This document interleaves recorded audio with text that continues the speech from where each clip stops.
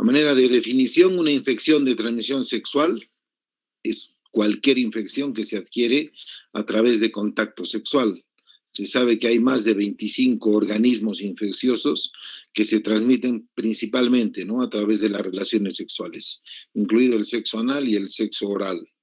Las infecciones de transmisión sexual también se pueden transmitir a través del contacto con la sangre o por intercambio de agujas, ¿no? El término de infección de transmisión sexual es un término más abarcador, de ahí que es el que se está utilizando más, ¿no?, que el de enfermedad de transmisión sexual, ya que algunas infecciones pueden no causar ningún síntoma y pueden ser curables. Ahora, si la infección da como resultado la alteración de la función típica del cuerpo, entonces se va a denominar enfermedad, ¿no? Entonces ahí la diferencia entre ITS y ETS, ¿no? Pero no hay que complicarse, cualquiera de las dos vale, ¿no? Estas ITS siguen siendo un importante problema de salud pública, ¿no? Es un verdadero desafío, ¿no?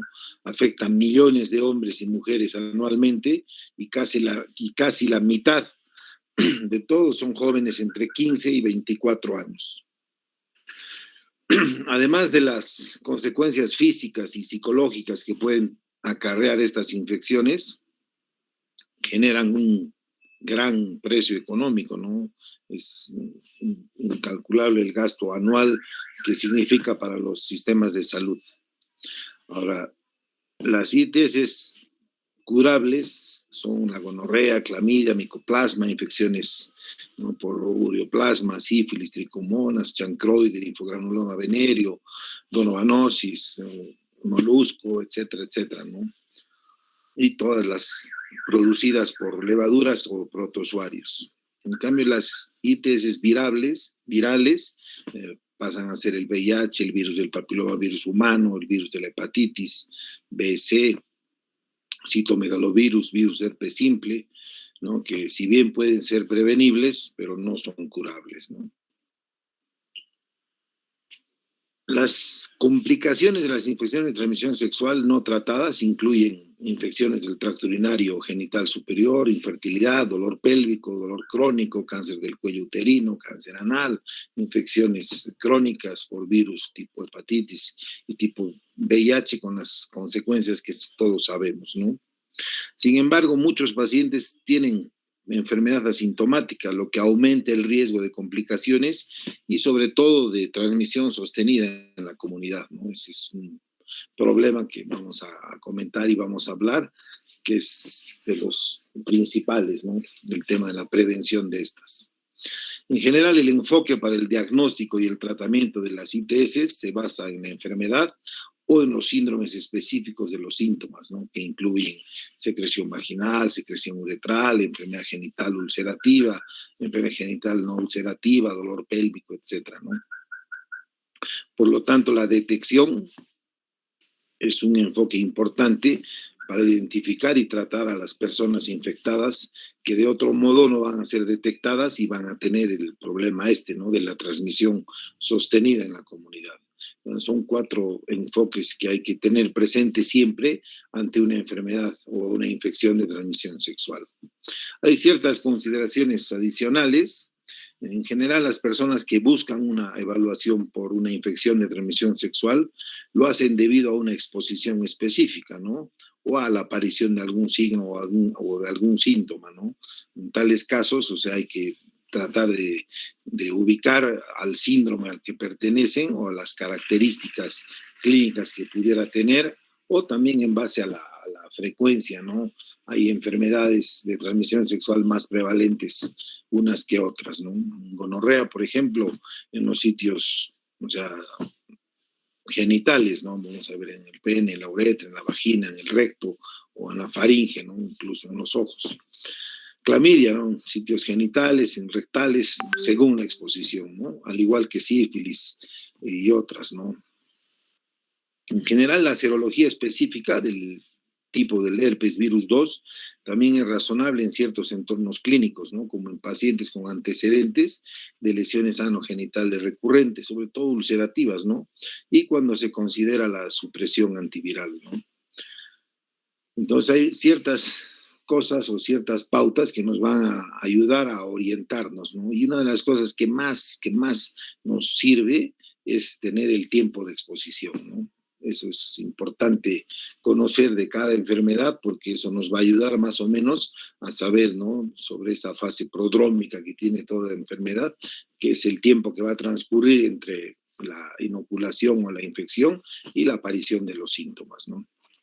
Mucha gente, por ejemplo, tiene una exposición específica, ¿no? Qué sé yo, tiene una relación así casual con una persona X desconocida, entonces al día siguiente viene nervioso, preocupado porque le ha salido unas lesiones, ¿no? Uno si analiza fríamente es poco probable que sea una enfermedad de transmisión sexual porque han pasado 12 horas, ¿no? Ha habido sí una exposición probablemente de riesgo, de alto riesgo, pero la menor cosa que el paciente vea ya va a pensar que es directamente una enfermedad de transmisión sexual por esa exposición específica de riesgo, ¿no? Entonces, el tiempo entre la aparición de los síntomas y la exposición es importante, ¿no? Y eso ayuda mucho para tranquilizar al paciente, porque el paciente es el que está completamente angustiado, preocupado, ¿no? Pensando que se ha podido contagiar o que ya está contagiado porque él ve algunas lesiones, manchas, cosas que de repente siempre tenía y nunca se dio cuenta y por esa exposición de riesgo se pone a mirar, a fijarse y nota, ¿no? Que hay algo. Entonces eso es importante siempre en las infecciones de transmisión sexual. Ahora, la evaluación de riesgos a través de historias sexuales de rutina es importantísima para seleccionar adecuadamente a las personas en riesgo, ¿no? Para la detección de estas infecciones, ¿no? Los factores de riesgo, los más importantes, son los factores del comportamiento, ¿no? Que van a aumentar el riesgo de contraer una infección de transmisión sexual, ¿no? Una nueva pareja sexual, por ejemplo, dentro de los últimos 60 días, varias parejas sexuales o parejas sexuales con varias parejas sexuales simultáneas, relaciones sexuales con parejas que hayan recibido tratamientos recientes por una infección de transmisión sexual, uso inconsciente o nulo de condones o preservativos fuera de una pareja sexual mutuamente monógama, ¿no? O cambiar sexo por dinero o drogas, ¿no? La prostitución básicamente. Y contacto sexual, ¿no? Oral, anal, peniano o vaginal con profesionales del sexo, ¿no? Más si no ha habido, ¿cómo se llama? Una protección adecuada, ¿no? Pues estos factores del comportamiento siempre son importantes preguntarle al paciente, ¿no? Para saber si realmente uno debe apuntar sus balas o sus cañones a una búsqueda diligente de alguna enfermedad de transmisión sexual, ¿no? Y también para tranquilizar al paciente, ¿no? Entonces, si nada de esto ha habido, entonces la probabilidad siempre es menor, ¿no?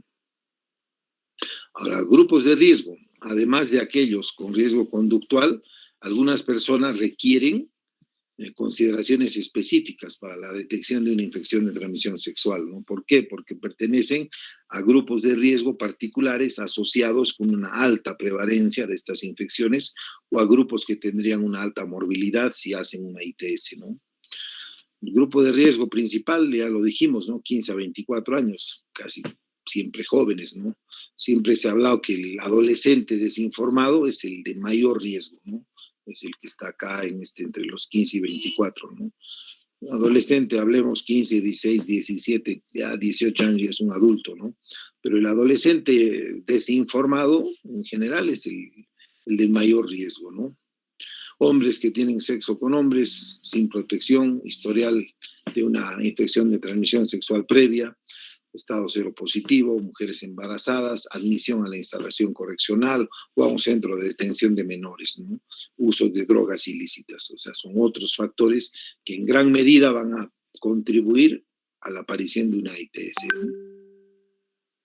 La historia sexual es una evaluación de riesgo de infecciones de transmisión sexual, ¿no?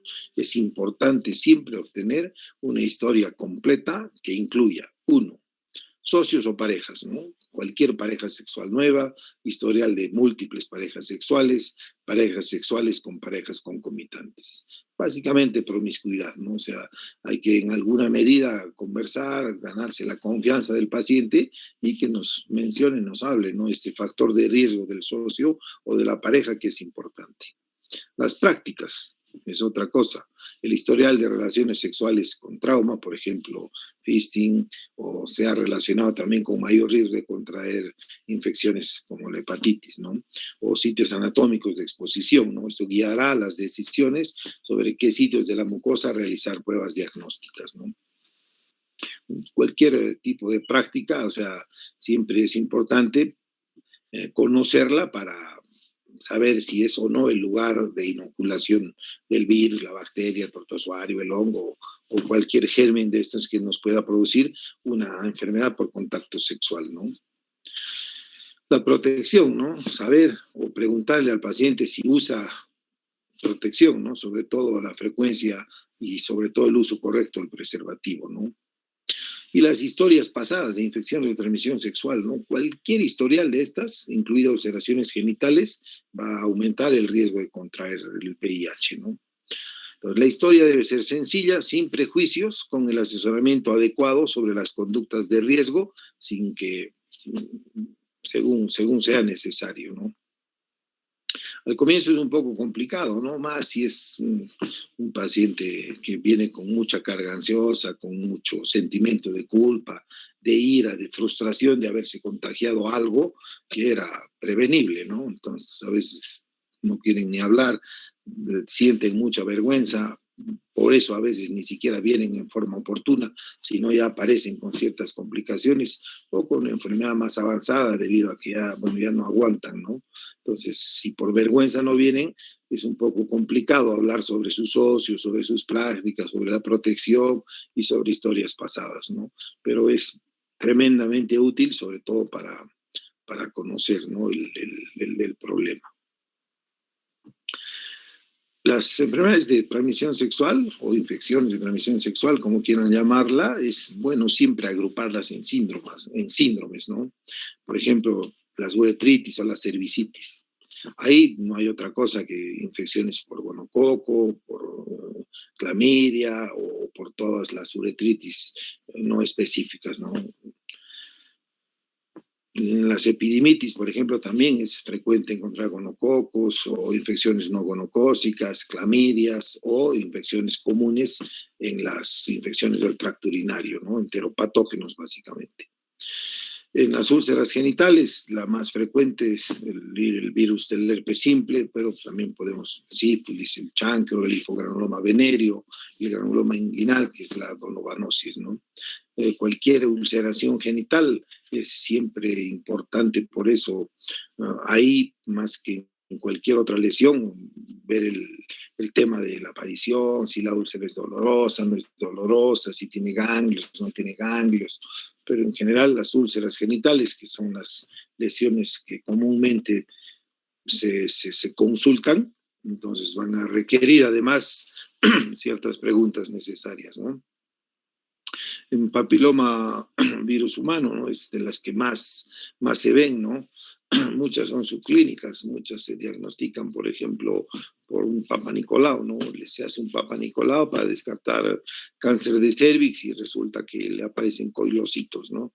Que son los cambios que sufren las células producto del papiloma virus dentro del cervix, ¿no? Entonces, en general, cualquier verruga genital, cualquier lesión, entonces uno la puede primeramente agrupar como un papiloma, ¿no? Infecciones por VIH, flujo, descarga vaginal, ahí vamos a encontrarnos, ¿no? Tricomonas o cándidas o la vaginosis, ¿no? Hay enfermedad pélvica inflamatoria, gonococo, clamidia o un sinnúmero de infecciones intercurrentes que pudiera tener, ¿no? Bueno, en ectoparásitos, las infecciones por ectoparásitos, la única es con la sarna y sobre todo el trichius pubis, ¿no? La pediculosis del pubis. Ahora, hepatitis A, hepatitis B, hay que ver, ¿no? Si hubo o no hubo vacunación, las proctitis, gonococos, infecciones por clamidia, sífilis, papilomavirus humano, herpes, o sea, hay un montón de patologías que se pueden agrupar, ¿no? Igual la proctocolitis, ya más infecciones, ¿no? Por Campylobacter, Shigella, entoameba histolítica, ¿no? Las amebas de repente las más comunes, ¿no? Y en algunas clamidias. Y las enteritis por Yardia, ¿no? Entonces es importante siempre agrupar la patología para más o menos orientarnos. Si de saque vemos una úlcera, por ejemplo, hay que pensar en herpes, en sífilis, en chancro, en linfogranuloma, ¿no? Si vemos que hay secreción uretral, en gonococo, en clamidia o infecciones no gonocócicas, ¿no? Tipo histoplasma, etcétera, etcétera. Hay ciertos principios generales que hay que tomar en cuenta, ¿no? Las infecciones de transmisión sexual y el aparato reproductor, ¿no? En todo el mundo, la mayoría de los adultos adquieren al menos una infección de transmisión sexual, ¿no?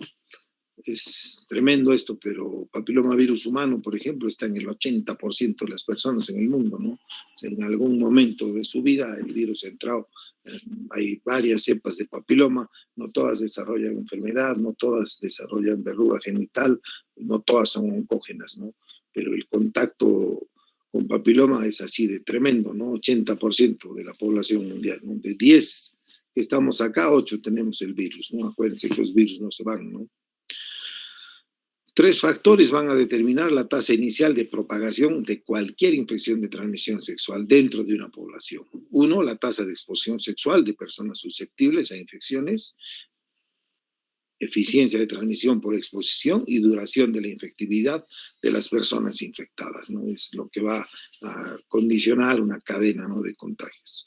Ahora, la atención y el manejo de las infecciones de transmisión sexual comenzará siempre con la evaluación de riesgos y continúa con la evaluación clínica, ¿no? Después vendrán las pruebas diagnósticas o de detección, el tratamiento basado en el síndrome para cubrir las causas más probables y la prevención y el control, ¿no?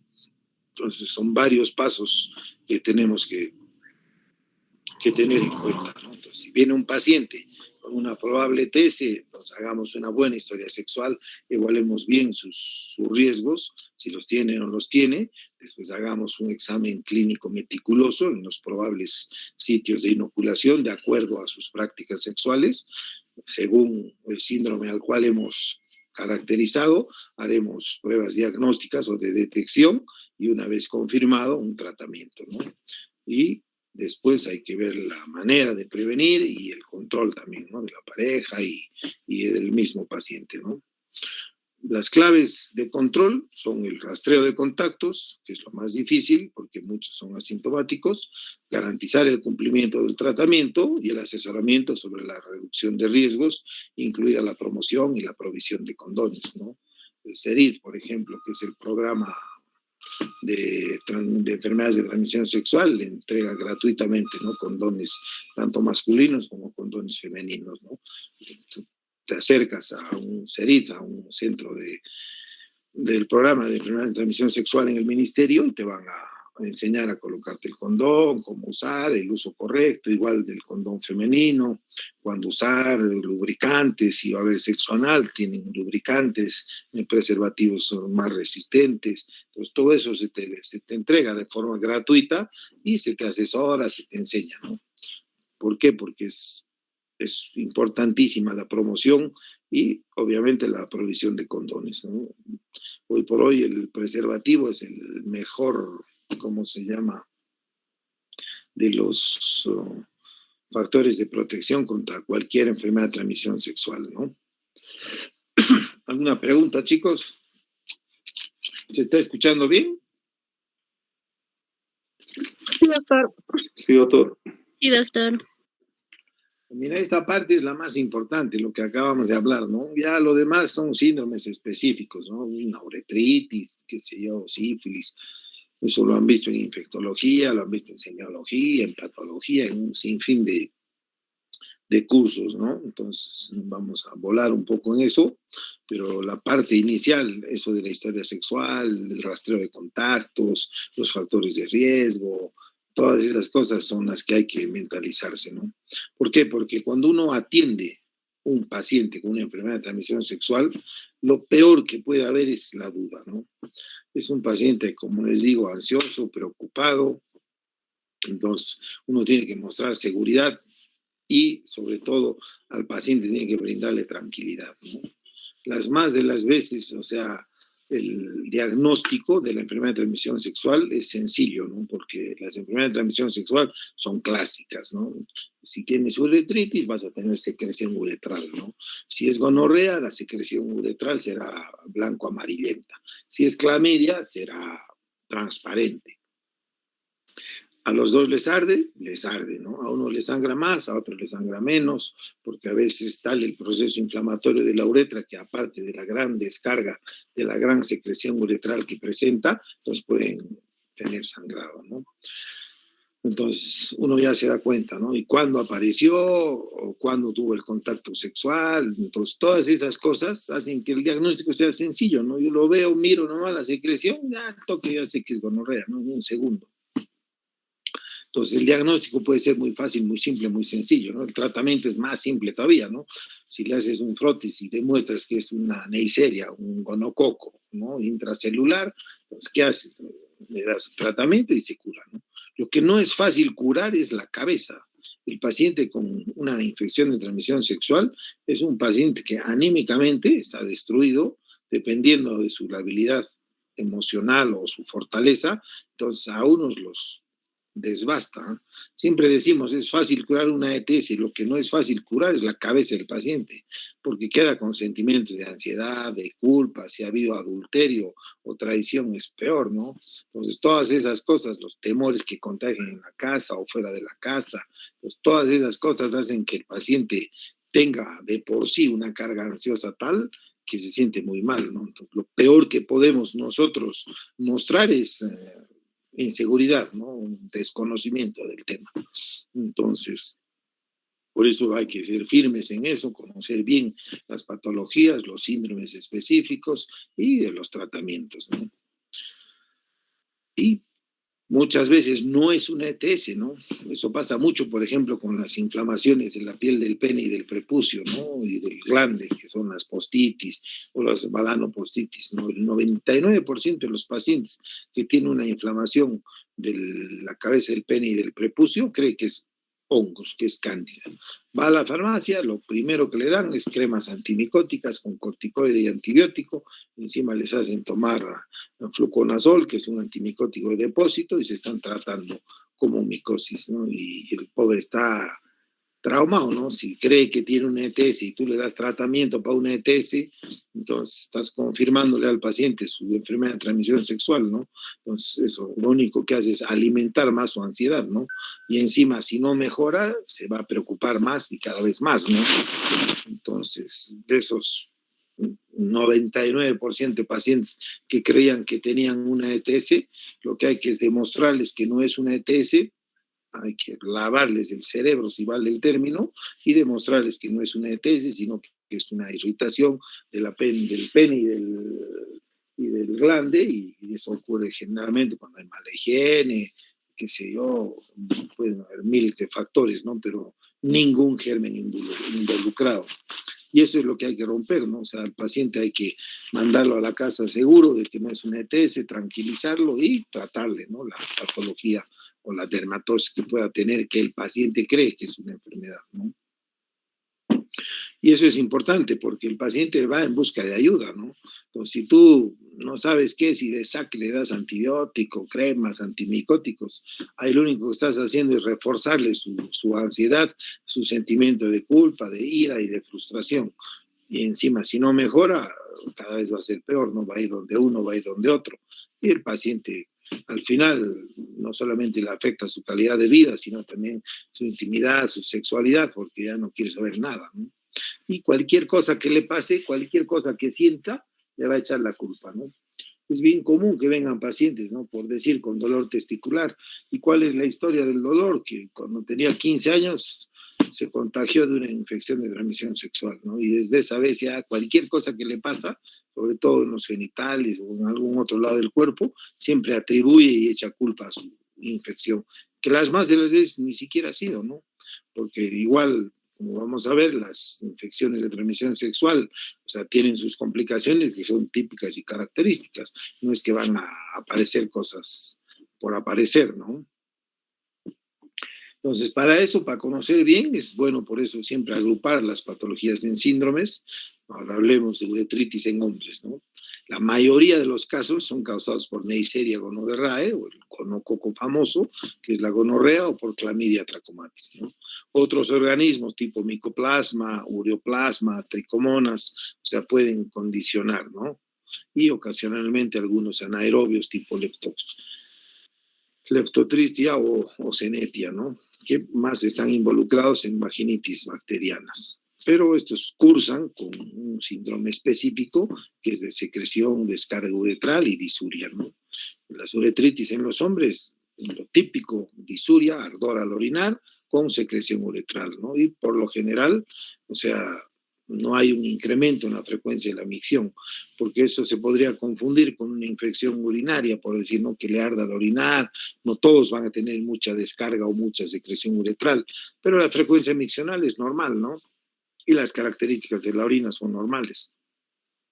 Entonces, la manifestación clínica siempre tiene que ser diligente también para buscar, ¿no? Si es que existe o no existe, sobre todo secreción. Los pacientes que presentan esta secreción uretral mucopurulenta, que generalmente puede expresarse, ¿no? Si uno aprieta o masajea la uretra de la zona del perineo posterior hacia adelante, hacia arriba, entonces va a aparecer secreción, ¿no? En estas es un frotis, una tinción de Gram, y al toque vas a confirmar el diagnóstico, ¿no? A veces puedes buscar, ¿no? En orina, si es que no es muy claro el tema, centrifugando orina, ¿no? Pero en general basta y sobra la muestra que se utiliza, ¿no? Con un ordeño o sacar secreción uretral, ¿no?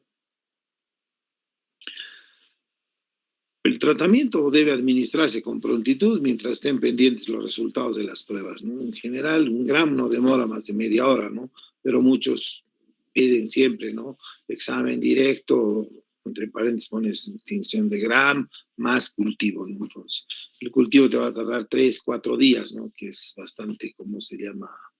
Tiempo para dejarlo sin tratamiento al paciente, ¿no? En general, el tratamiento de elección en caso de gonococo es una simple dosis, ¿no? Ceftriaxona 250 miligramos intramuscular, una sola dosis, o acitromicina 1 gramo por única vez, ¿no? 2 tabletas juntas.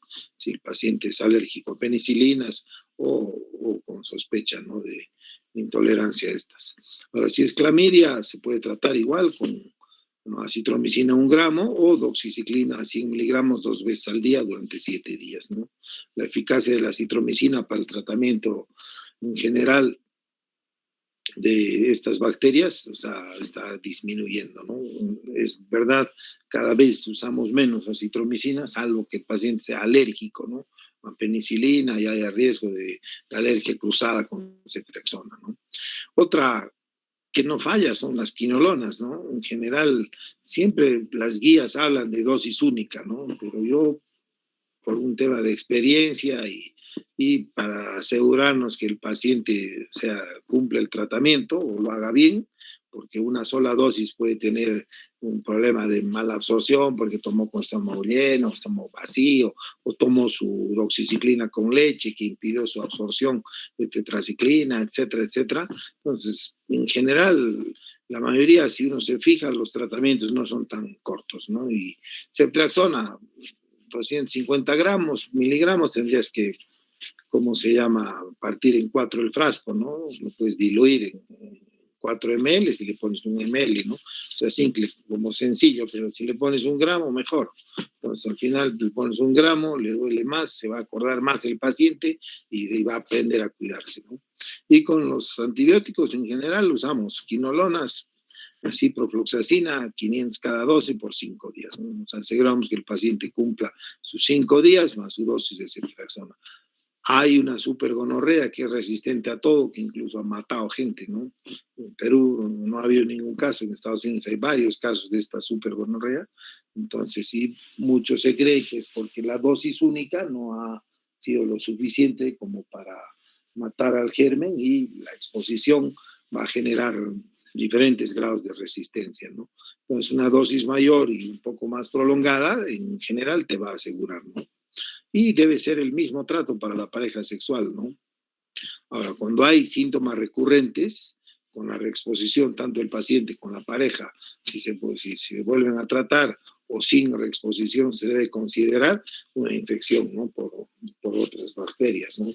O puede ser una tricomona vaginalis, ¿no? Entonces, no siempre, si es que tu prueba diagnóstica no se llegó a hacer o no se pudo hacer, o te dio una cosa por otra, entonces es clave estar seguros, ¿no? De que sea una clamidia, una neisseria o un ureoplasma o una tricomona vaginalis. ¿Para qué? Para que los tratamientos sean diferentes, ¿no? Porque cuando es, por ejemplo, una tricomona, utilizaremos metronidazol o triconidazol, cualquiera de estos que actúan ahí, ¿no?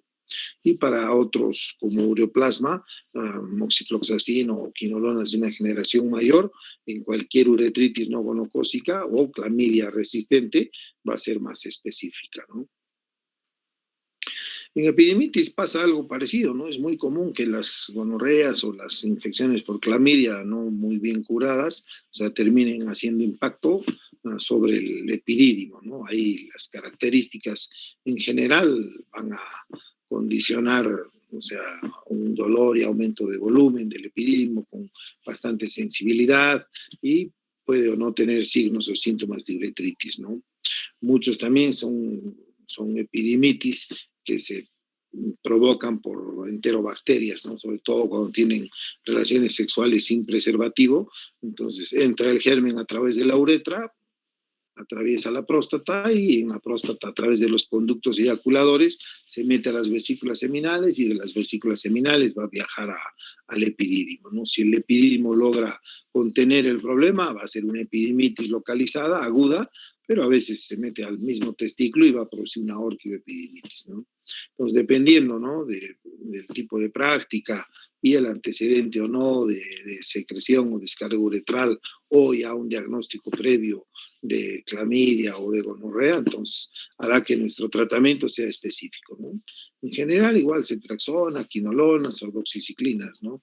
El tiempo de tratamiento suele ser un poco más largo y cuando hay enterobacterias, si estas se detectan en los cultivos, entonces la idea es siempre usar quinolonas, ¿no? Levofloxacina o floxacina, pero por tiempos un poco más prolongados, ¿no? Difícilmente, tanto a la próstata como al testículo y al epidídimo, los tratamientos cortos difícilmente cortan el problema porque tiene que haber una dosis de supresión prolongada, en general 10 días para el epidídimo y para la próstata de 4 semanas, ¿no? En la mujer, las uretritis se pueden conocer como síndrome uretral, ¿no? O infecciones a bajo recuento bacteriano. Ahí un poco es la anatomía, ¿no? La uretra de la mujer es bastante corta, rectilínea, muy bien irrigada. Entonces, en general, difícilmente va a hacer manifestaciones, ¿no? Clamidia, trachomatis, Neisseria gonorrhoeae, ocasionalmente el virus del herpes pueden causar uretritis sintomáticas, ¿no? Que se conocen como síndrome uretral en mujeres, que se caracteriza por una disuria, ¿no? O sea, un ardor al orinar, ellas sienten que les quema, les arde, ¿no? Sin urgencia o frecuencia aumentada, ¿no? En el examen uno puede encontrar piuria y la ausencia de coli y otros uropatógenos en recuentos, en cultivos de orina, con bajas unidades formadoras de colonias, entonces te pueden dar el diagnóstico, ¿no? Por eso también se las conoce como el síndrome uretral, como infecciones a bajo recuento bacteriano, ¿no? Para esto se utilizan pruebas específicas, ¿no? Secreción vaginal, recolectada por hisopo, o se puede hacer una toma de muestra directa, ¿no? Para evaluar sobre todo si hay gonococo o clamidia, ¿no? El tratamiento en general es el mismo para el varón, ¿no? El mismo tiempo. Muy común las infecciones vulvovaginales, ¿no? Una variedad así de microorganismos asociados a estas, tipo gonorrea, clamidia, que en particular causan cervicitis, pero también tenemos a tricoloma vaginalis, cándida, gardnerella y el virus del herpes, ¿no? Las manifestaciones son amplias y específicas, ¿no? Cada una tiene diferentes síntomas o presentaciones, ¿no? Pero en general lo que le alarma o lo que al paciente le llama la atención es la presencia de flujo o de secreción vaginal anormal, ¿no?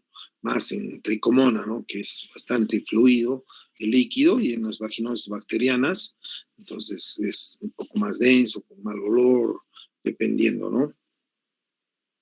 La característica del flujo es importante para dirigir el diagnóstico, pero en general, o sea, basta con un buen hisopado y un examen directo, vamos a poder encontrar, ¿no? Protozoarios tipo tricomona o hifas o levaduras tipo cándida, ¿no? Entonces, cualquier característica de la secreción, básicamente, o del flujo vaginal, es lo que nos va a llevar al diagnóstico, ¿no?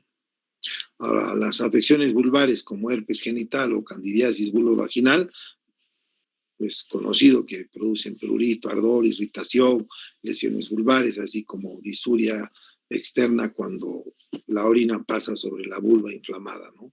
O áreas de ruptura epitelial. Y dispareunia, que es el dolor coital, ¿no? La disuria interna, acuérdense, es cuando el paciente siente ardor al orinar, ¿no?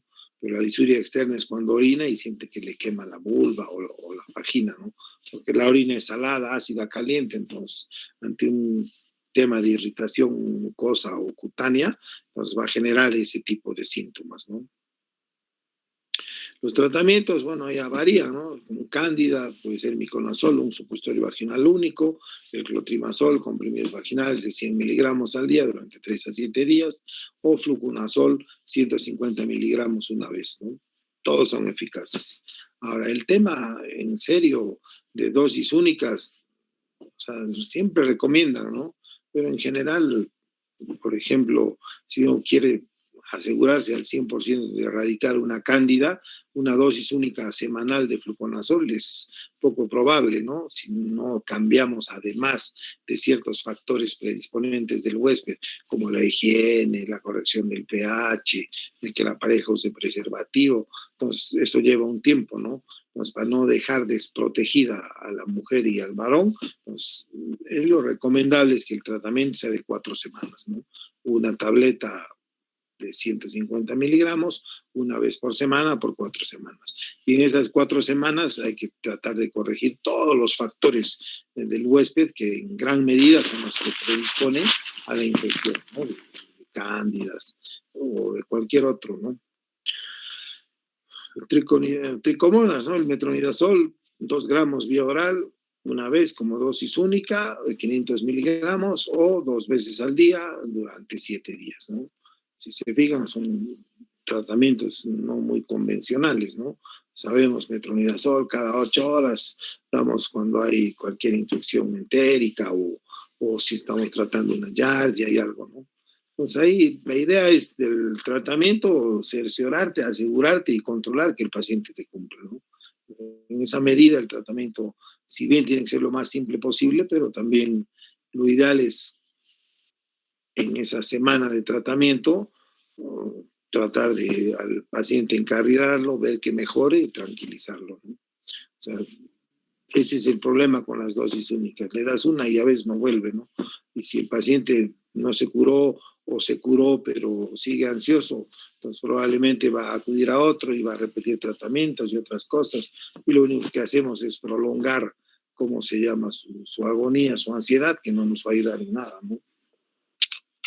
En vaginosis bacteriana igual, ¿no? Metronidazol, 500 miligramos, vía oral, 2 veces al día durante 7 días, o cremas de clindamicina o supositorios, ¿no? O óvulos vaginales de clindamicina, 1 por día por 3 noches, ¿no? Hay en general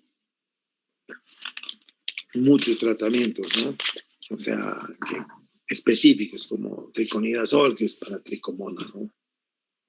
Hay otros que traen triconidazol y un antimicótico, entonces muchas de estas infecciones también pueden ser mixtas. En general vas a necesitar tratamientos combinados, ¿no? Bueno, gonorrea ya no hay que hablar mucho, se lo ven con calma. Acá el tema de la gonorrea es como se llama una de las infecciones de transmisión sexual que con más frecuencia vemos, entonces es bueno saber esto, ¿no? Por ejemplo, el fracaso del tratamiento con un régimen recomendado es poco común, ¿no? O sea, si tú le das bien el tratamiento y el paciente cumple, es poco frecuente que el paciente tenga, ¿cómo se llama?, una recaída, ¿no? Podría ser de repente una reinfección, ¿no? Que haya vuelto a estar en contacto con otra persona, la misma persona. Y lo que puede pasar es una infección por una cepa resistente a los medicamentos o a un diagnóstico alternativo, ¿no? Que al final era tu supuesta gonorrea, no era gonorrea, sino era tricomoniasis, por decir, ¿no? Que en general, o sea, uno tendría que tener una confirmación bacteriológica. ¿Para qué? Para poder, ¿cómo se llama? Para poder estar seguros, ¿no? Que tu tratamiento ha sido el mejor, ¿no? ¿Qué más hay acá? Bueno, hay ciertas complicaciones, ¿no? Características, o sea, de infecciones por gonococo, ¿no? Una de estas es el síndrome de Reuter, que te haga una artritis el paciente, ¿no? Con un derrame articular y ciertas cosas. Pues ahí de repente va a meritar una hospitalización y un tratamiento parenteral y más amplio y básicamente sintomatológico, ¿no? Pero en general solamente se va a internar un paciente si se sospecha de meningitis o endocarditis, como complicaciones muy raras, ¿no? Que pudieran pasar. Con clamidia pasa algo parecido, ¿no? En general son pacientes jóvenes, ¿no? Que vienen con descarga uretral transparente, a veces copiosa, muchas veces casi insignificante. Es común el ardor, la disuria, la dificultad miccional, ¿no? En algunos pacientes incluso los puede llevar a la retención, ¿no? Y esta retención es debido a estar tan inflamada la uretra que el paciente quiere orinar y no puede orinar, ¿no?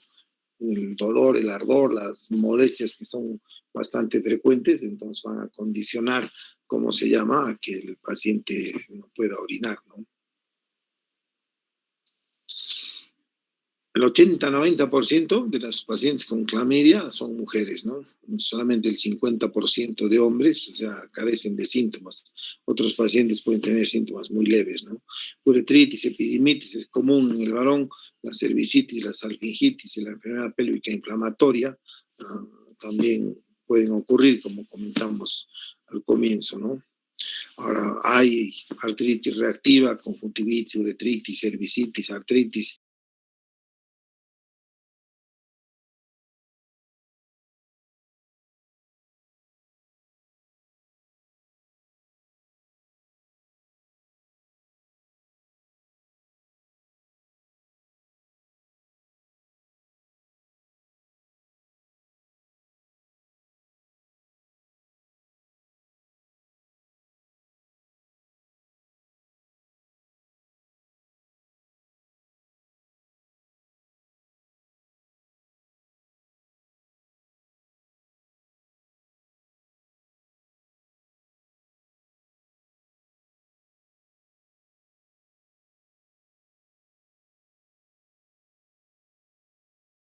Que son recurrentes, ¿no? Entonces ya te dice, sí, he tenido hace un año, es la segunda, la tercera vez, ¿no? Eso no pasa con sífilis, no pasa con chancroide, ¿no?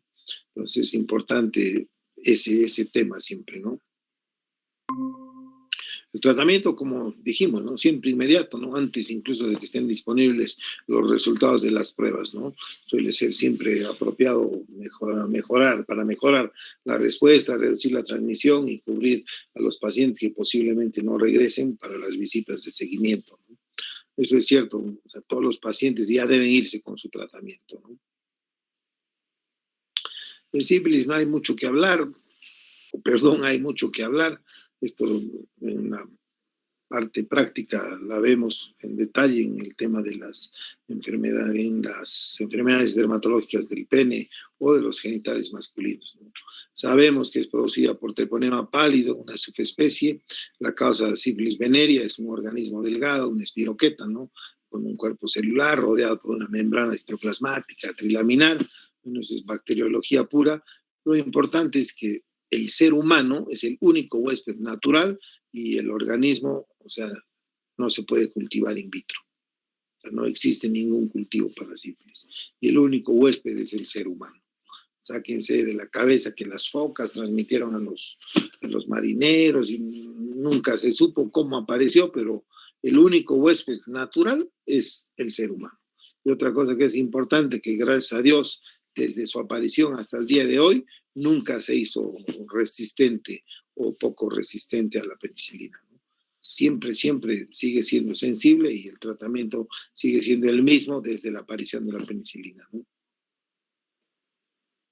Ahora, los casos que se adquieren por contacto sexual con lesiones infecciosas, que es la principal teoría, o sea, el sitio de inoculación siempre es el lugar donde va a aparecer la úlcera, ¿no?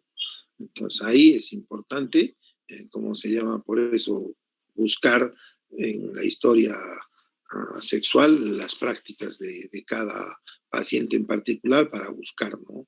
Dónde vino o no cómo apareció la sífilis ahí, ¿no? Los casos se adquieren siempre por contacto sexual, por eso son enfermedades de transmisión sexual. Es muy difícil adquirir una enfermedad de transmisión sexual sin contacto sexual, salvo que sea por intercambio de agujas, transfusiones, sangre, ¿no? Pero eso de que me puse el calzoncillo de mi amigo, o me senté en el baño, o me duché, no, ninguna. De repente, excepcionalmente, podría ser un papilomavirus humano o molusco contagioso, ¿no? Que son infecciones, o sea, que pueden tener ese tipo de transmisión, ¿no? En general, siempre, siempre, siempre, siempre es por contacto sexual, ¿no? Con un chancro sifilítico, con un parche mucoso, una erupción cutánea, o un condiloma datum, ¿no? Que son lesiones sifilíticas, ¿no? La adquisición no sexual a través del contacto personal cercano es poquísimo probable, salvo que haya la sífilis congénita, que es del útero al niño, o una transfusión de sangre o un trasplante de órganos, que es menos común porque cuando uno hace un trasplante se fija todo eso, ¿no? La tasa de transmisión de la sífilis a los contactos sexuales es alta, ¿no? Muchas personas expuestas ya han desarrollado manifestaciones de sífilis cuando se ven por primera vez y alrededor del 30% de los contactos que son asintomáticos 30 días después de la exposición desarrollarán sífilis más tardía, ¿no? Si no se trata. Y eso pasa mucho porque la lesión ulcerativa, que es el chancro sifilítico, que es en la sífilis primaria, la primo infección o la primera lesión a aparecer, al ser asintomática, más si es en un lugar no visible, todavía en el pene se puede ver, pero si es en el recto, en la garganta, en la boca o dentro de la vagina o en el ano, entonces al pasar, ¿cómo se llama?, inadvertido y curar sola, entonces va a aparecer o va a progresar la enfermedad, ¿no? Entonces el periodo de incubación, que puede ser de 9 a 21 días, o algunos dicen de 3 a 21 días, en general 21 días es la regla, ¿no? La lesión primaria, que es el chancro, aparece en el sitio de inoculación y esta persiste por 4 a 6 semanas, ¿no? Como no molesta, no duele, no arde, no pica nada, entonces cicatriza sola y el paciente no se da cuenta, ¿no? El tema es ese, que cura espontáneamente, ¿no? Ahora ya manifestaciones parenquimatosas, constitucionales y mucosas cutáneas generalizadas de la sífilis secundaria van a aparecer 6 a 12 semanas después de la infección o de la infección primaria, ¿no? Ahí van a empezar a aparecer ya títulos altos de anticuerpos que pueden remitir de 2 a 6 semanas, ¿no? Hay una sífilis latente, acuérdense, que es la que puede durar un año, que es la temprana, y la tardía, que puede durar hasta 20 años, ¿no? Y finalmente, si no son tratados, o sea, van a desarrollar en algún momento una sífilis terciaria, ¿no? Con gomas sifilíticos, enfermedad cardiovascular o la famosa neurosífilis, ¿no? Entonces, estas son las 3 fases clínicas diferentes, ¿no? De la sífilis primaria, la sífilis secundaria, ¿no? Acuérdense ese periodo de latencia, ¿no? Y la sífilis terciaria, ¿no? Y no se olviden de la sífilis congénita, que es la que se transmite de la madre al niño, ¿no? Los primeros 4 meses en general no hay ninguna manifestación con el feto, pero después el 4.º mes ya se pueden empezar a encontrar ciertas alteraciones, ¿no? Sífilis primaria, entonces, para no olvidarse, un chancro en el sitio de inoculación, puede ser en el pene, recto, canal anal, boca, cuello uterino, labios, mayores, menores, es característico, pero a menudo, como les dije, pasa desapercibido, ¿no?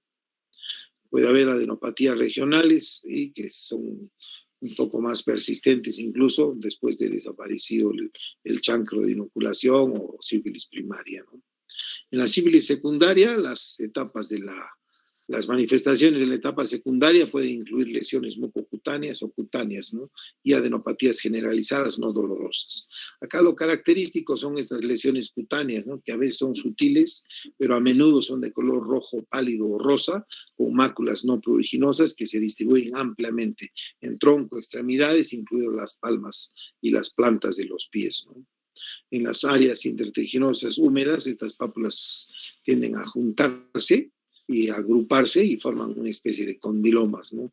Que se conocen como condilomas lata. Ahora, puede haber erupciones en mucosas superficiales, ¿no? Que son los parches mucosos, y síntomas constitucionales del tipo de dolor de garganta, fiebre, malestar general, ¿no? Y rara vez hepatitis, nefropatía, artritis, y mucho menos frecuente las uveitis, iritis o las neuritis ópticas, ¿no? Sífilis latente, dijimos, ¿no? Las manifestaciones, o sea, clínicas no existen en el paciente, pero con serología para sífilis positiva, uno sí puede saber si está en enfermedad latente, ¿no? Que es en general la que más se diagnostica hoy por hoy, ¿no?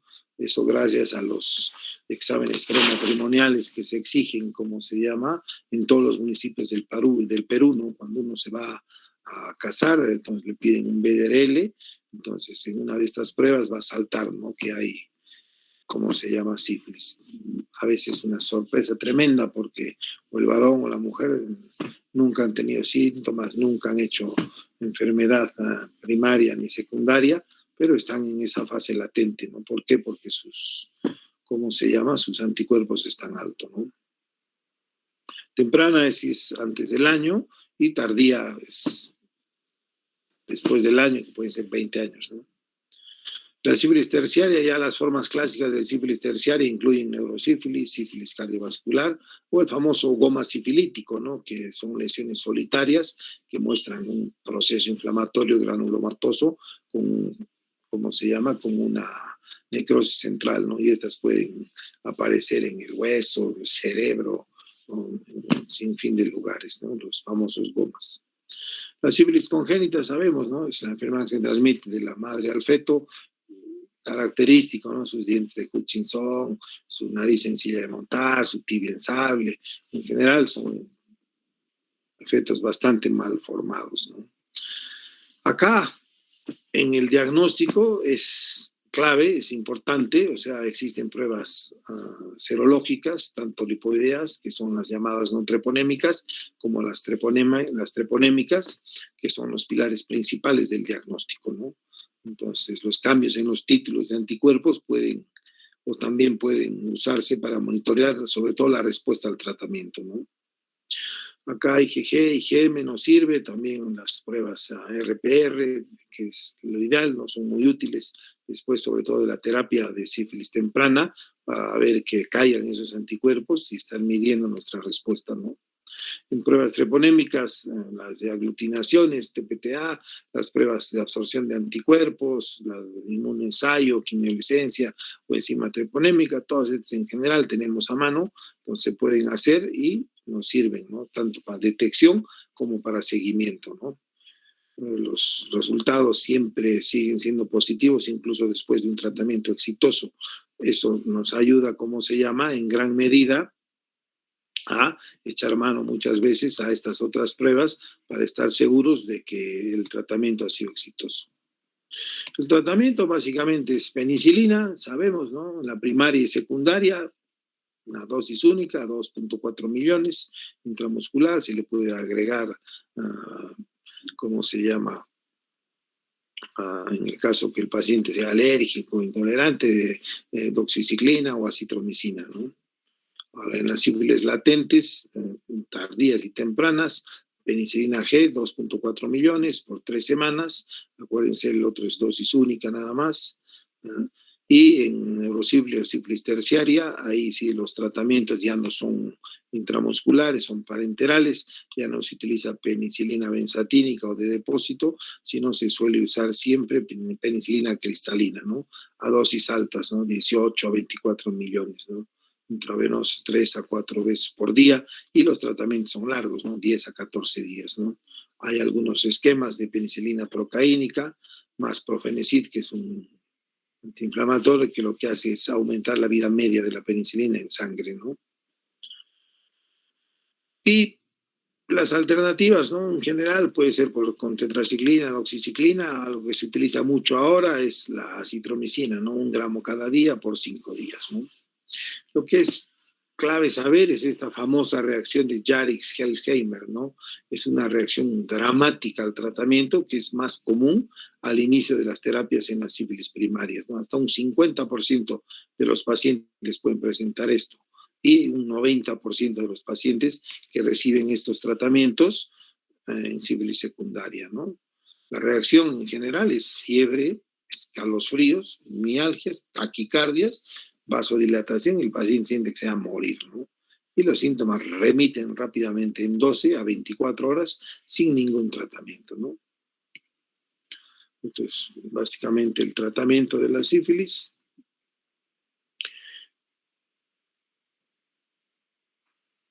mucho que hablar no hay.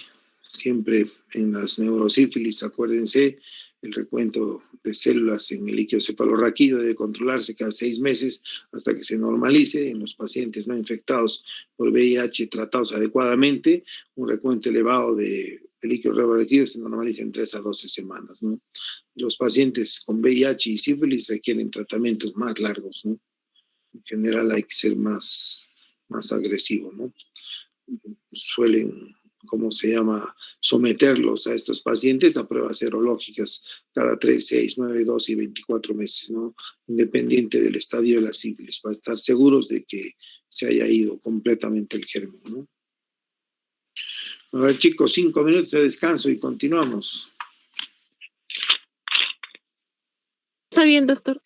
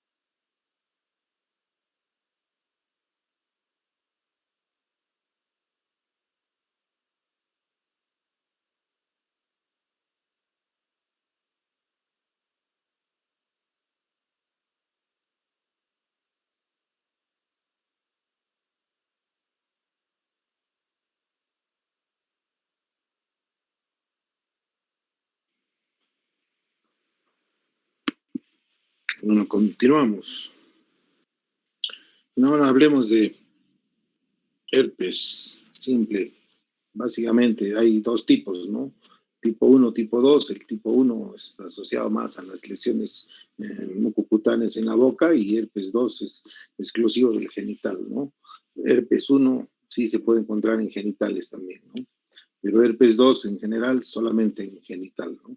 Ahora, la exposición al virus del herpes simple en las superficies de las mucosas o en las zonas de piel erosionadas va a permitir la entrada del virus, ¿no? De las células de la dermis y la replicación viral va a ser a través de los axonos, de las neuronas, ¿no? Y de ahí la propagación a todo el cuerpo, ¿no?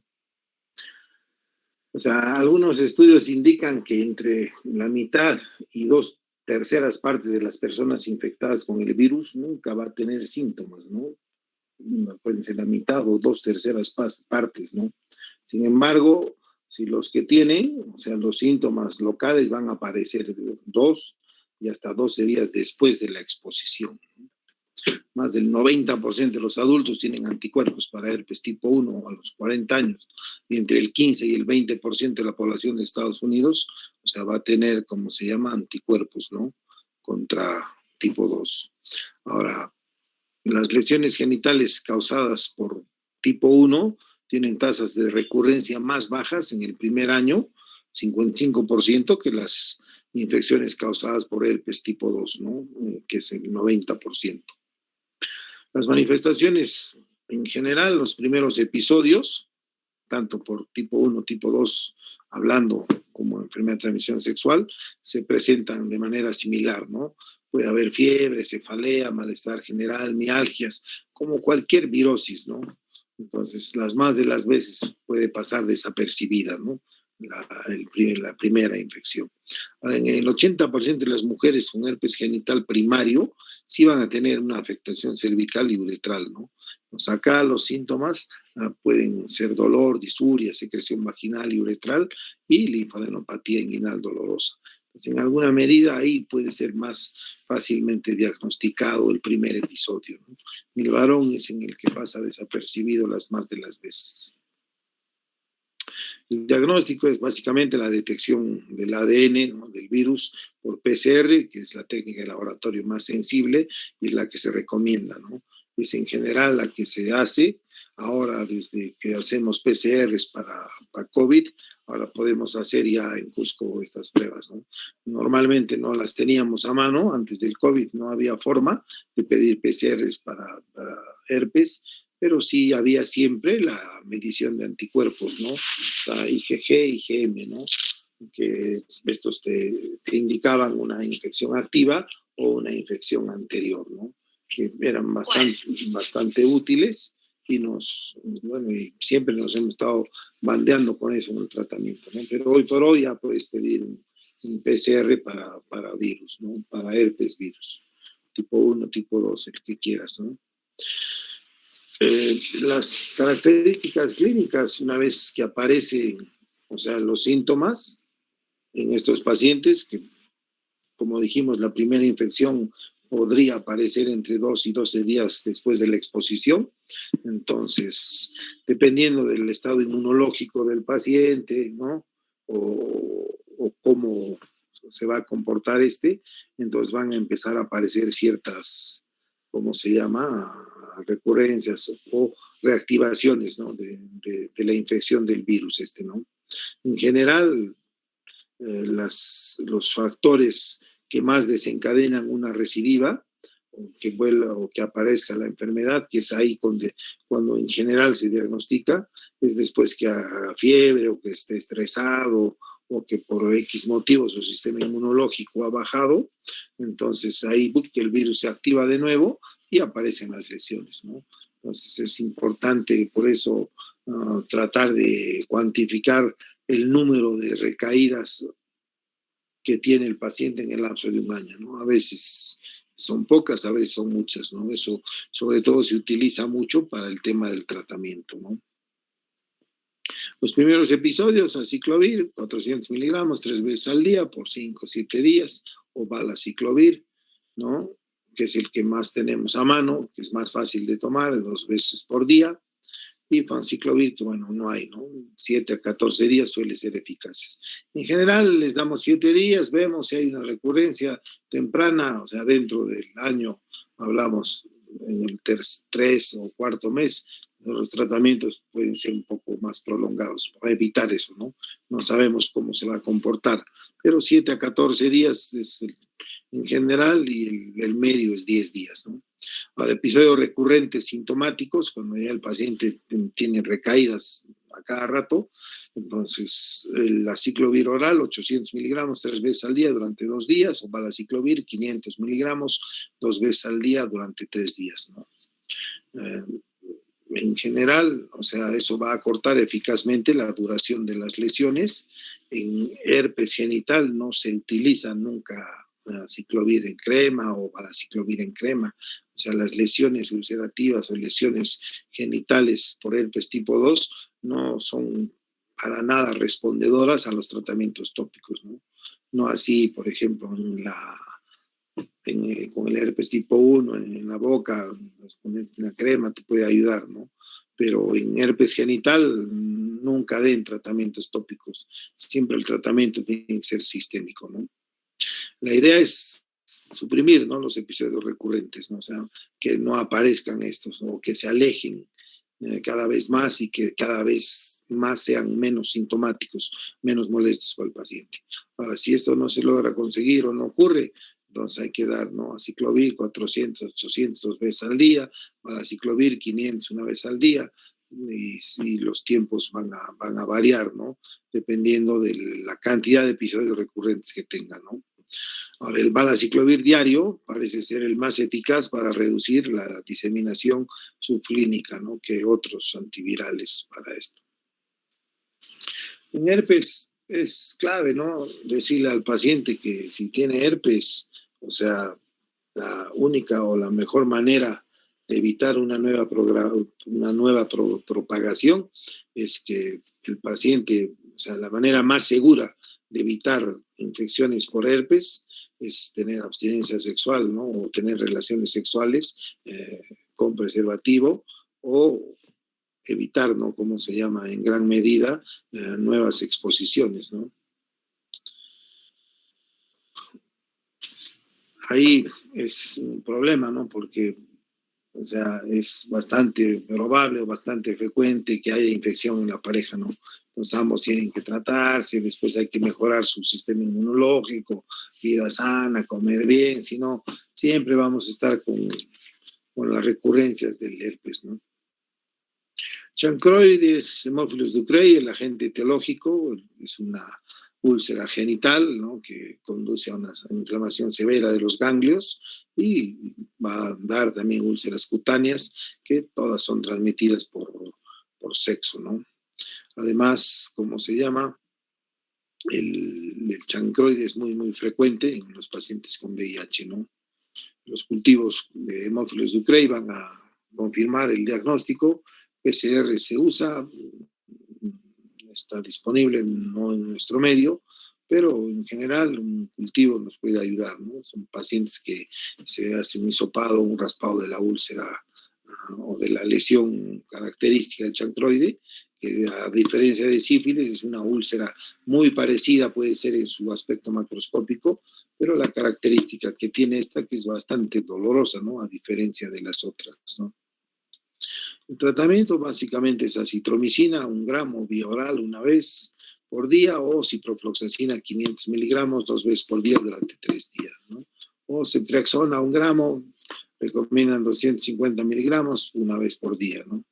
Y eritro en casos de alergia, 500 miligramos 3 veces al día por una semana. Ahora, las parejas sexuales dentro de los 10 días anteriores a la aparición de los síntomas del paciente deben identificarse y tratarse independientemente del estado de los síntomas, ¿no?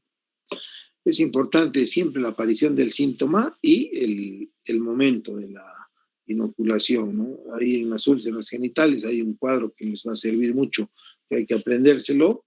Y bueno, por ejemplo, en clamidia, en gonorrea, en general es 2, 5, hasta 7 días, ¿no? Y algunos pacientes 30 días después.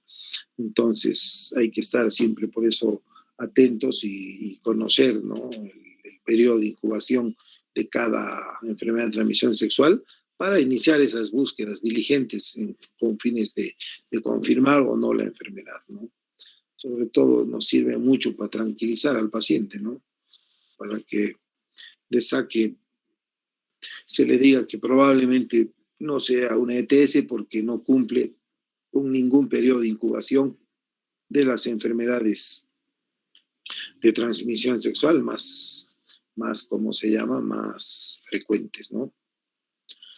Donovanosis, conocida como el famoso granuloma inguinal, ¿no? Enfermedad venérea causada por estas bacterias en general, son endémicas, ¿no? De países lejanos al nuestro, a pesar que ha habido uno que otro caso en Brasil, pero en general no es muy frecuente de encontrarlo, ¿no? Es más de otro sitio, en Asia, en África es donde hay mucho. Las manifestaciones clínicas se han descrito 4 tipos de lesiones, ¿no? La clásica, que es la úlcero-granulomatosa, que sangra fácilmente, de ahí su nombre, ¿no? Linfogranulomatoso venéreo. Después la úlcera hipertrófica o verrugosa, con bordes irregulares elevados. Después hay una úlcera necrótica de olor bastante nauseabundo, es típico porque hay necrosis y destrucción tisular, y una lesión esclerótica o cicatrizal con tejido fibroso, ¿no? Es básicamente una cicatriz, ¿no? Los genitales se ven afectados en el 90% de los pacientes con donovanosis y la región inguinal, con los ganglios estos ulcerados, inflamados, abiertos, en un 10%, ¿no? De repente esta enfermedad es de las que más se parece al cáncer de pene o a lesiones malignas de los genitales externos, ¿no? Incluso el olor y esas características. Pero en nuestro medio no vemos, ¿no? El diagnóstico se basa en identificar los cuerpos de Donovan típicos, que son unos quistes intracitoplasmáticos gram negativos, llenos de anticuerpos, ¿no? Que se tiñen y dan una apariencia imperdible o inconfundible, ¿no? Dentro de las células mononucleares grandes en frotis o lesiones o muestras en la biopsia PCR también está disponible. Ahora, los pacientes deben tratarse con acitromicina, 1 gramo al día o 500 miligramos una vez al día durante 7 días, 1 gramo por semana durante 4 semanas, ¿no? Las terapias alternativas consisten en doxiciclina, en sulfas, ¿no? En tetraciclinas, ¿no? Y los tratamientos varían, ¿no? Lo más importante es tener el diagnóstico para ahí con calma ver qué antibiótico uno puede darle o no al paciente, ¿no? Papilomavirus humanos, esa es la ETS o la enfermedad de transmisión sexual o infección de transmisión sexual que con mayor frecuencia podemos encontrar en nuestro medio. En orden de frecuencia es papilomavirus humano, después están las uretritis, gonocócicas y por clamidia, herpes, y después las otras son bastante poco frecuentes, ¿no? De repente molusco contagioso, pero de ahí las otras sífilis hace mucho tiempo que no estamos viendo, sobre todo en sus fases, en sus primarias y secundarias, ¿no? Más latentes, pero igual con menos cantidad. Papilomavirus humano, en cambio, es la que más se ve, ¿no? Existen 125 tipos de este papiloma o más, ¿no? Y los tipos individuales están asociados a ciertas manifestaciones, ¿no? Por ejemplo, cepas 16, 18, papilomavirus humano se asocia más frecuentemente al cáncer del cuello uterino y al anal, ¿no? Causando el 70, 85 y 90% de los casos respectivamente, ¿no? Con este tipo de cepas. Y las cepas 6 y 11 del papilomavirus humano, que es el que más diagnosticamos, en general solo causan verrugas genitales, ¿no? Es el famoso condiloma acuminado, ¿no? La verruga genital es la lesión característica, ¿no? Esta se transmite a través de relaciones sexuales, sexo oral y posiblemente al tocar los genitales de la pareja, ¿no? Otra forma de transmisión que ya cada vez se ve menos era a través del uso de los espéculos vaginales, estos reutilizables que se esterilizaban en los servicios de ginecología y se usaban varias veces, obviamente reesterilizados, pero no siempre bien lavados o mal esterilizados y eran una causa de transmisión, ¿no? Que era todo un problema, ¿no? Ahora, el intervalo entre la infección inicial y el diagnóstico del cáncer asociado a papilomavirus humano, en general, es a largo plazo, no mayor de 20 años, sobre todo para el cáncer anal. En el cáncer de pene no se ha demostrado todavía qué tiempo, ¿no? Pero sí, en la mayoría de los cánceres de pene, que son cáncer de orígenes dermatológicos, o sea, es bastante frecuente encontrar estos coilocitos o estos cambios citoplasmáticos en las células normales o cancerígenas producidas por el papilomavirus humano, ¿no? La apariencia física de la verruga varía, sobre todo respecto al lugar de aparición anatómico, que puede ser desde pápulas blanquecinas blandas, ¿no? O queratosis hiperpigmentadas, ¿no? En la vulva tienden a ser más blandas y en el pene al estar afuera tienden a ser más queratosis, más duras, ¿no? Depende mucho también si el paciente es blanco, colorado o es moreno, ¿no? Entonces, lo importante es identificar la verruga y tocarla, sentirla con el guante para saber si está o no muy cornificada o muy queratósica, para según eso hacer una penioscopía o una, ¿cómo se llama? Una colposcopía con fines de hacer un diagnóstico más preciso, ¿no? En general son ácido acéticos sensibles las lesiones, entonces se pueden, ¿cómo se llama? Impregnar con ácido acético al 5% y después mediante luz azul o luz verde o con una lupa de aumento con buena luz en el caso del pene y con un colposcopio en el caso de la mujer, ¿no? La mayoría, como dice ahí, de las verrugas se diagnostican porque son visibles y son únicas y características en el examen físico, pero en general el método más utilizado para diagnosticar es un Papa Nicolau, ¿no? Que se puede encontrar fácilmente, ¿no? Para el tratamiento, la mayoría de las lesiones se pueden resolver espontáneamente y el paciente pasa a ser un portador asintomático, ¿no? El virus vive en el folículo piloso, entonces, dependiendo del estado inmune, el paciente puede o no activarse más adelante y puede estar contagiando también, ¿no?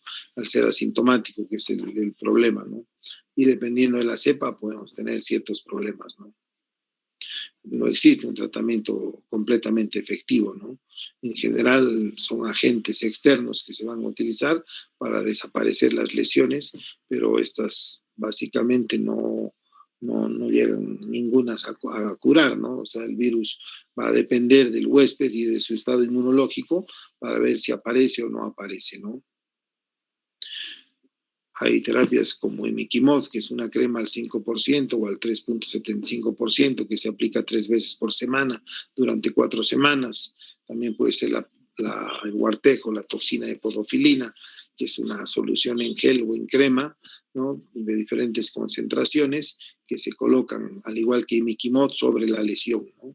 En general, ahí lo que se hace es con un hisopo de esos de limpiarse el oído, entonces alrededor de la lesión se impregna vaselina líquida con el fin de que las cremas estas quelantes de imiquimod, podofilinotoxina, o podofilina, ácido tricloroacético, cinclofluoracilo, son todos tratamientos que lo que van a hacer es quemar la lesión, ¿no?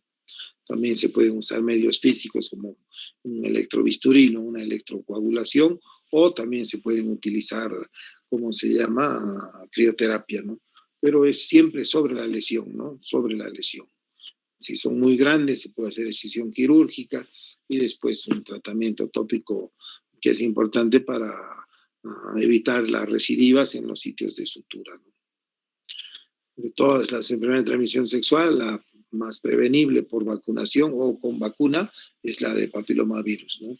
Tenemos la tetravalente, que es de Garcilaso y Merck, que tiene los 6 subtipos principales como virus oncógenos para el cáncer, 11, 16 y 18. Hay unas 9 valentes, ¿no? Que son de Garcilaso y Merck también, vacunas más completas para la cepa 6, 11, 16, 18, 31, básicamente las más comunes. Hay vacunas bivalentes, ¿no? Para los específicos 16, 18, que son los que más problemas dan. Y se recomienda siempre la administración de la vacuna a niños y niñas entre 11 y 12 años así como a hombres y mujeres jóvenes de 13 a 16 años de edad que no han completado previamente su serie, ¿no? Entonces, siempre núbiles con la esperanza de que no haya habido contacto sexual y contacto con el virus, por eso se empieza a esa edad, ¿no? 11, 12 años, y si por A o B no han cumplido, se puede aplicar unos refuerzos a los 3 y 26, ¿no? El Programa Nacional de Vacunación en Perú contempla solamente niñas. Hace tiempo que está hablando y discutiendo para que los varones entren en el programa, ¿no? Y esta otra enfermedad, el molusco contagioso, es una infección cutánea benigna común que se produce o que produce unas pápulas pequeñas umbilicadas, ¿no? Son una especie de perlitas chiquititas, medias duritas, que en el fondo tienen una depresión central, parece un volcancito, ¿no? Es bastante contagioso, poxvirus, ¿no? Es el que infecta a los seres humanos. Generalmente el periodo de incubación es entre 2 a 7 semanas, pero pueden ocurrir periodos más largos, ¿no? Como la mayoría de las enfermedades de transmisión sexual. Eso se debe básicamente al lugar de inoculación, al estado inmunológico del huésped, que es lo que puede variar, ¿no? El periodo de incubación clásico, ¿no? Eso se cumple para todo, ¿no? Para gonorrea, para herpes, para sífilis, para todo. Hay dos tipos, ¿no? De molusco o de poxvirus que producen. El tipo 1 es el que da la mayoría de las pápulas, estas pequeñas típicas, mientras el 2 es característico de pacientes con VIH o con un sistema inmunológico bastante comprometido, ¿no? La transmisión es contacto directo, piel a piel, y puede haber en aguas o piscinas o en toallas de hotel, ¿no? Estas infecciones por molusco contagioso las encontramos frecuentemente justamente en estas épocas del año, ¿no? Entre marzo y abril, sobre todo, después que termina el verano, ¿no? Porque la gente viaja mucho a la costa, en el norte hay bastante molusco contagioso, y las piscinas, los hoteles, que no cambian sábanas o la higiene no es muy buena, entonces puede hacer que aparezca, ¿no? Dependiendo del sitio de inoculación, ¿no? Entonces, las infecciones pueden aparecer en la zona no rectal, en la parte inferior del abdomen, en las nalgas, ¿no? Que es en general característico de inmunosupresión y como enfermedad de transmisión sexual, ¿no? En los niños en general les aparece en el cuerpo, ¿no? Puede ser en el abdomen o en la cara anterior de los muslos o en la espalda, que estas son infecciones transmitidas por ropa o por agua de piscinas, ¿no? La lesión es típica, es característica de todas las lesiones que vamos a ver al final de la clase, que unas son más feas que otras. Esta es de repente la única simpática, ¿no? Es una pequeña papulita, una bolita que parece una perlita cortada en dos, ¿no? Pequeñita, de 2 a 3 milímetros, ¿no? Que tiene, como se llama, una umbilicación en el medio, ¿no? Pues uno con una lupa la mira y se da rápidamente cuenta que es un molusco, ¿no? Ahora, el molusco contagioso genital en los varones va a afectar principalmente el cuerpo del pene, ¿no? Las lesiones van a aparecer en el pene, ¿no? Pero de ahí pueden extenderse a otros sitios, dado su nombre, molusco contagioso, porque es recontra contagioso, ¿no? Pues pueden aparecer en la cara interna de los muslos o incluso en toda la cara de los miembros inferiores y en el abdomen bajo, ¿no? Es bastante variable, ¿no? Dependiendo de las personas. En algunos son unas lesiones tan grandes y tan numerosas que se pueden, como se llama, juntar, agrupar y formar placas o nódulos, ¿no? Es muy frecuente eso, ¿no?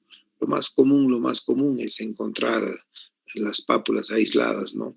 En los pacientes con VIH sí es común encontrar placas grandes, ¿no?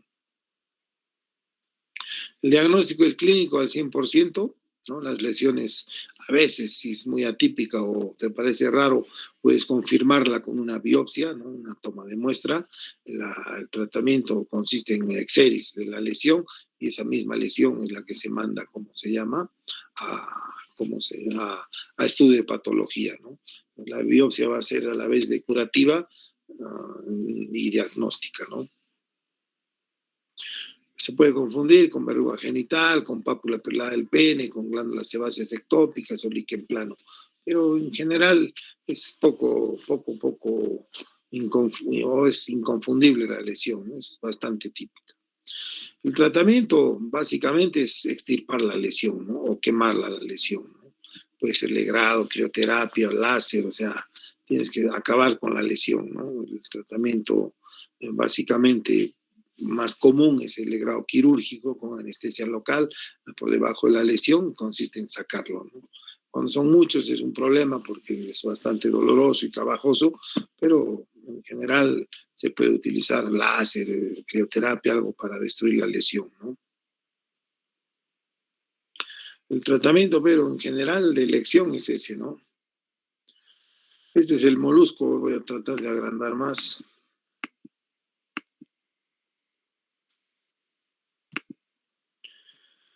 Fíjense, ¿no? El molusco sobre la lesión, o sea, en la lesión así, ¿no? Puede ser única en el sitio de inoculación, una papulita o aparecer varias, ¿no? En general son medias duras, se tocan perladas, y si uno se acerca bien, va a ver que en el fondo tiene una depresión central. Parece un volcancito, ¿no? La verruga genital es bastante característica, dependiendo de la zona. En zonas húmedas tienden a ser medias rosadas, pálidas o rojizas, ¿no? Pueden ser únicas o múltiples. La disposición es aleatoria, aparece por todo lado, no solamente ahí, ¿no? Estas del meato son las más comprometedoras, porque si algo le gusta al papiloma es las mucosas, ¿no? Entonces, cuando está cerca de mucosas, tiende a ser un poco más agresivo, ¿no? Y más invasor. Ahora, en piel genital, pues pueden llegar a agruparse tanto las verrugas que pierden ese aspecto característico, así como de lesiones poliposas, ¿no? Como si fuesen brócolis o coliflores, ¿no? Ahora, cuando aparecen no solamente en el sitio de inoculación, después tiende a saltar y a aparecer, ¿no? A veces son muy grandes, muy extensas, ¿no? Y es bueno siempre, si vas a hacer un tratamiento tópico, si está muy cornificada la lesión, o muy queratinizada, entonces los tratamientos tópicos van a tardar más en hacer efecto, ¿no? Entonces es mejor en esas circunstancias usar, ¿cómo se llama? Técnicas destructivas, ¿no? Como electrobisturí, electrocoagulación o crioterapia, ¿no? Este es el famoso granuloma inguinal, la donovanosis. Es una úlcera así aparatosa, ¿no? Bastante dolorosa, puede tener mal olor y van a haber aparición de ganglios ulcerados las más de las veces, ¿no? O úlceras, ¿no? En diferentes sitios de inoculación. Chancroide se confunde mucho, ¿no? Por Haemophilus ducreyi se confunde mucho con la sífilis primaria, ¿no? Con la úlcera única genital, ¿no? La diferencia básicamente es el dolor, ¿no? Y el tiempo de aparición. Herpes genital, acuérdense, uno siempre tiene la idea de que es la típica lesión ampollar, vesiculosa, ¿no? Que son como pequeñas gotitas de agua. En general, como el virus se replica en las neuronas, en el tejido nervioso, entonces, antes de la aparición de la úlcera en enfermedad ya, o sea, recurrente, ¿no? En primo infección, entonces muchas veces el paciente tiene dolor, ardor, malestar general, no sabe, y después se fija y aparece una lesión que rápidamente se ulcera, ¿no? Pues si son úlceras que no sanan fácilmente, no sanan rápidamente, pero puede pasar el tiempo y desaparece la lesión. Pero de ahí se reactiva de nuevo el virus y vuelve a aparecer, no necesariamente en el mismo lugar, ¿no? Pero cualquier úlcera genital, sobre todo si es recurrente, eso es herpes hasta que no se demuestre lo contrario, ¿no? Lo más seguro que es herpes, dada su alta prevalencia y la característica recurrente o recidivante que tiene, ¿no? En sífilis, ¿no? Es una úlcera así típica, ¿no? Aparatosa, aparece una quemadura de cigarrillo, ¿no? Si te fijas, tiene una base, ¿cómo se llama? Profunda, de los bordes netos, cicatrizales, tiene una nata de fibrina que la cubre, que trata de tapar la lesión, ¿no? Si uno se fija, tremenda lesión, entonces lo más característico, lo que uno puede llegar a pensar es que, o sea, tendría que doler y doler, ¿no? Pero no duele nada, ¿no? Tocas, le apretas con un palito con una pinza y no le duele al paciente, ¿no? Entonces ya una úlcera no dolorosa de estas características, de base ancha, profunda, llena de nata de fibrina, hay que pensar en sífilis primaria, ¿no? O el chancro sifilítico, ¿no? Y estas son las típicas lesiones papulares rojas, ¿no? De la sífilis secundaria. No solamente típicas en palmas y plantas de los pies, sino en tronco y extremidades, ¿no? Que tienden a ser algo más generalizadas. Linfogranuloma venéreo, igual, así lesiones ulcerosas, ¿no? En el cuerpo del pene o en la región inguinal. Son características también que tienen fibrina, dolorosas, molestas para el paciente, ¿no? Tienen algo inconfundible versus a sífilis, ¿no? Todas las demás úlceras, en general, todas tienden a ser dolorosas o poco dolorosas. La única que no duele, no molesta es la de la sífilis, ¿no? ¿Alguna pregunta, chicos?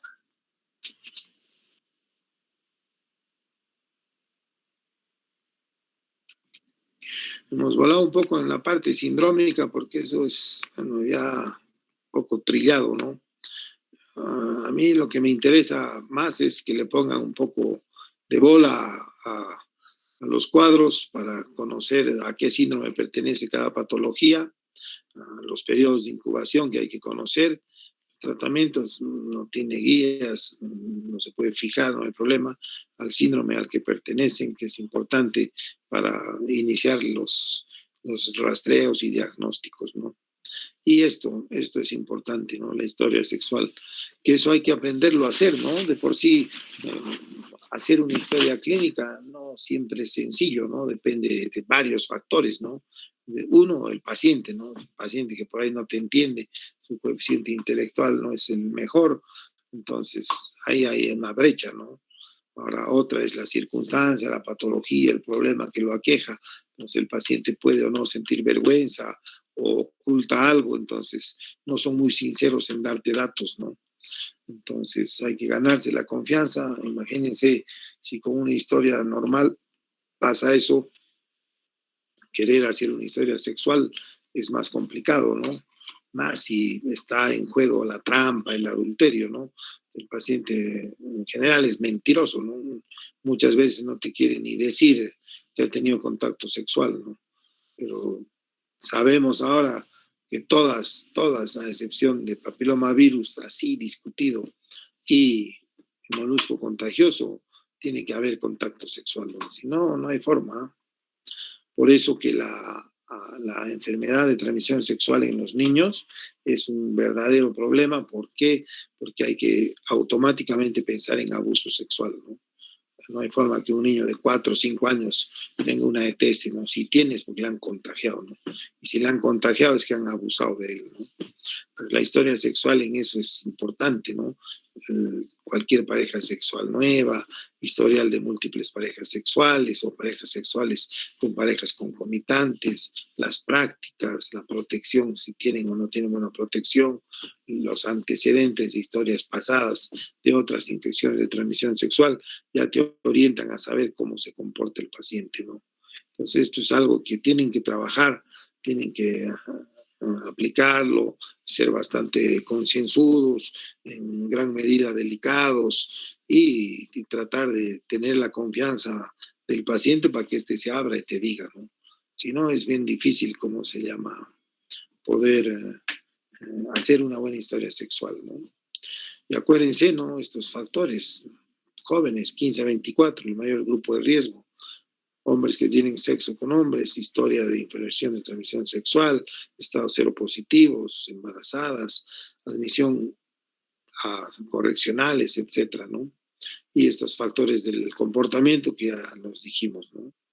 Todos estos relacionados sobre todo con promiscuidad, en gran medida nos van a hacer pensar en pacientes que tengan, ¿cómo se llama?, una infección de transmisión sexual. ¿Alguna pregunta, chicos?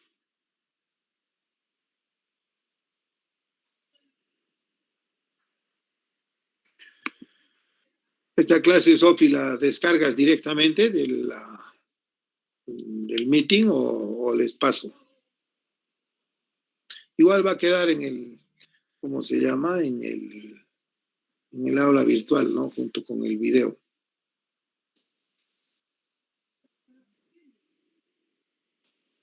Bueno, hemos terminado estas 3 clases de infecciones, ¿no? Bacterianas, después la tuberculosis y ahora las infecciones de transmisión sexual.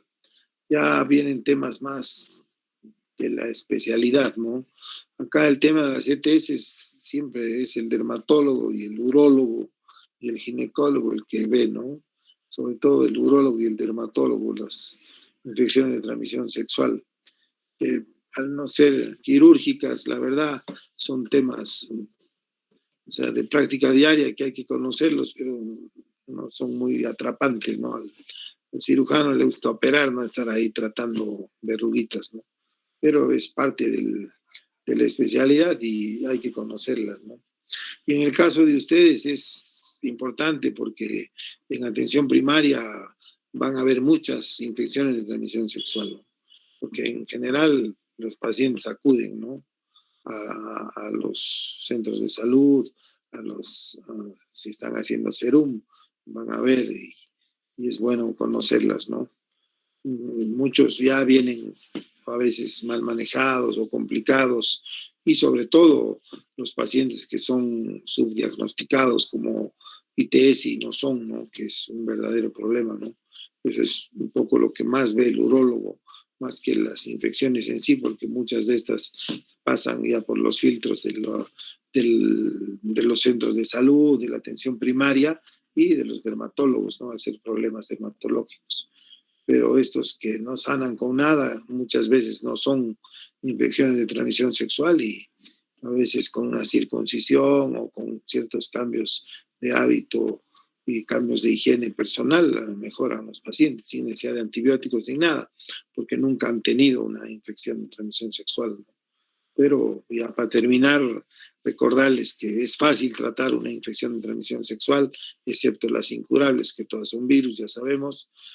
Lo que no es fácil es acabar con el problema emocional, incluso el impacto sobre la calidad de vida y sobre la vida sexual del paciente que ha sufrido o se ha contagiado de una ITS, que las más de las veces es por culpa de uno, ¿no? Por eso es que hay tanto sentimiento encontrado, ¿no? De bronca, ira y malestar, ¿no? El problema en las ETS es curarles la cabeza, quedan traumados, ¿no? Y peor si son adolescentes, ¿no? O sea, es la peor edad en la que uno puede contagiarse una enfermedad de transmisión sexual, ¿no? Porque está en plena etapa formativa, de madurez emocional, psíquica y todo, y sexual también. Entonces esto a veces es devastador para jóvenes así emocionalmente algo más lábiles que otros, ¿no? Es bien difícil el tema ese. Son pacientes que hasta viejo arrastran su infección que les ha causado cicatrices profundas, ¿no? Emocionales. ¿Alguna pregunta, chicos? Doctor, una pregunta. Respecto a la entrevista en adolescentes, me refiero más de 15 hasta los 18 años, ¿se tiene que hacer siempre en presencia de sus papás, considerando que se está abordando temas de sexualidad? Ese es el tema, ¿no? Es muy buena tu pregunta, ¿no? ¿Qué pasa? O sea, en general, muchos vienen solos, ¿no? Ahora, es una norma, ¿no? O sea, tú no puedes atender un menor de edad solo, ¿no? Entonces, ¿qué pasa? Entonces, ahí lo que tienes que hacer es hablar, conversar, ir rápidamente a una prueba diagnóstica confirmatoria y en general hay que decirles que vengan con el padre, ¿no? Y asegurarte que salga con el tratamiento, porque la verdad más de uno no va a volver nunca más, ¿no? Por eso que el tratamiento tiene que ser oportuno ese rato, ¿no? No puedes dejarlo ir al paciente, porque si no o va a seguir contagiando o se puede complicar, ¿no? Muchos vienen con los padres, ¿ah? Porque acuérdense, chico de 15 años es difícil que tenga dinero para una consulta privada, pues termina yendo a un centro de salud o termina yendo al hospital, ¿no? Ahora, si en el hospital va a sacar su cita, le pueden dar la cita, pero al ser menor de edad le van a exigir que venga acompañado, ¿no?